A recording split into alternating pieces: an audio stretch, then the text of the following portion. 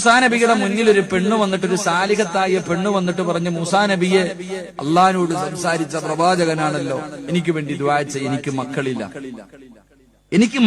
ദുആ ചെയ്യണം. മൂസാ നബി അള്ളാഹുവിനോട് ദുആ ചെയ്തു, അല്ലാ ഈ പെണ്ണിന് നീ മക്കളെ കൊടുക്കണേ അല്ലാ. അല്ലാഹ് പറഞ്ഞു അവള് പ്രസവിക്കൂല. അള്ളാഹുവാണ് പറഞ്ഞത് ഇവള് പ്രസവിക്കൂല, പക്ഷെ ഇവള് ഗർഭിണിയായിരിക്കുന്നു. ആ സമയത്ത് മൂസാ നബി അലിഹിസ്സലാം അള്ളാഹുവിനോട് ചോദിച്ചു, ഉത്തര പടച്ചവന് എന്ത് പറ്റിയല്ല?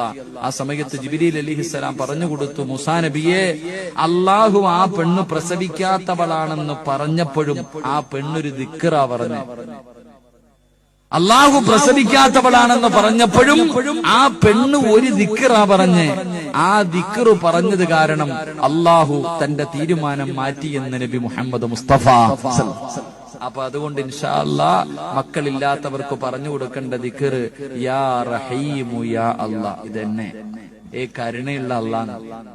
അള്ളാഹു നീ പ്രസവിക്കില്ല എന്ന് പറഞ്ഞപ്പോൾ ആ പെണ്ണ് പറഞ്ഞത് കരുണയുള്ള റബ്ബേനെ വിളിച്ചേ. അതുകൊണ്ട് അള്ളാഹു മക്കളെ കൊടുത്തു.